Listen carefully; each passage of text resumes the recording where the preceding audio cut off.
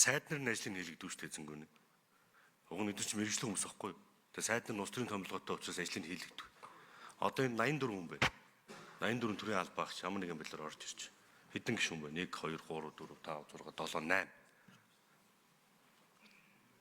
Тэгээд 0 сайдтай. Сайд нар нь яг одоо хэвлэлээ уурал хийгээд улс төрж явцсан. Өнөөдөр Монгол улсад засгийн газраас бусад бүх салбар ажиллаа хийж байгаа. Ганцхан засгийн газар өнөөдөр ажиллаа хийхгүй. Улс төрж чинь. Ер нь бол төрийн дээр нам гарчаар ингэдэг байхгүй. Уг нь бол байр нь өөр ах хэвээр. Бүгд улс төрийн томилгоор томилогддог. Бүгд нам дагаж томилогддог. Төрийнхэн дээр нам нь гарцсан. Тэгээд намынхан зовлон нь төрийн зовлон болоод төмөн олноо хайрхаа болцсон. 2026 оны цэвэр гоё хэлээд бас хүн төвтөө төсөв. Засгийн газрын хамгийн том мега төсөл хүн байна гэдэг. Тэгсэн мөртлөө ахмадынхын тэтгэмжийг 2 хувааж өгнө. 27 хоног өвчтэй байх ч хамаагүй хүлээ гэж. Хүний эрхийн зөрчил. Тэгсэн мөртлөө эмч багш нарын цалин өгөхгүй гэж. Багийн төв дээр багийн эмчнэрт сард ногдох 30 литр бензинээр өрлөх чадах болсон юм шүү дээ. Энэ засгийн газар чинь. Өвтгөл юм бол ух гэдэг болсон. Өөрсдийнх нь урсгал зардал нь хамгийн багадаа 5 дахин хамгийн ихтэй 500 дахин өссөн. Тэгээд урсгал зардлаа нэмээл байна. Бүгдээрээ гоё нэмээл байна. Одоо сангийн яамныхаа ирэх жил одоо альцис нүүрсний жүүн унахад урсгал зарлаа дийлэхгүй хэмжээнд ирж штэ. Нөгөө алдагдлгүй төсөв баталдаг гэж зарчим өнгөрсөн жил ерөнхийлөгчийн оргийн дараа жигтэйхэн сайхан гэл ингээ ярьсан. Одоо тэр нь бас байх болцсон. Зүгээр нэг төрийн бус байгууллагын дараа нь хэн болохоос хамаарат засгийн газрын ажил нь бүтэн гацдаг болцсон.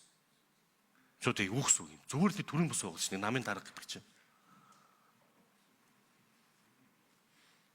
Тэгээ одоо ингээд энэ 84 албаа агшинт одоо хандаж үг хэлэх юм. Уг нь чинь хуулиндаа төсвийн ерөнхийлөгчийн захирагчаас асуулт асууж үг хэлнэ үстэй.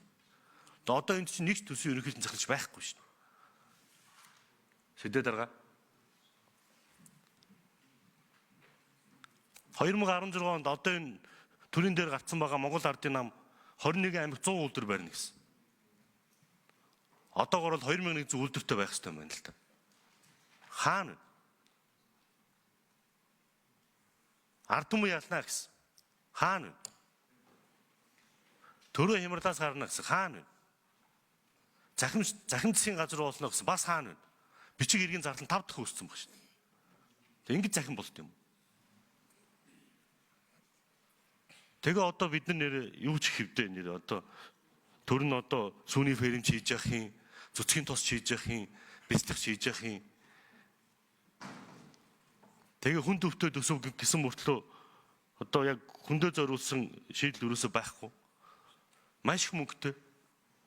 Зөвхөн сүүлийн 6 жил 162 их 80 төгрөг зарцуулж иж өнөөдөр бид нэг салбарын асуудлыг шийдэж чадаагүй шүү дээ. Эхлээд сургуулаа шийдэе л да. Цэцэрлэгээ шийдэе. Онцгой хурлаа шийдэе. Яагаад сургуульчлал онцгой хурлын асуудлыг зээлээр шийднэ гэдэг вэ?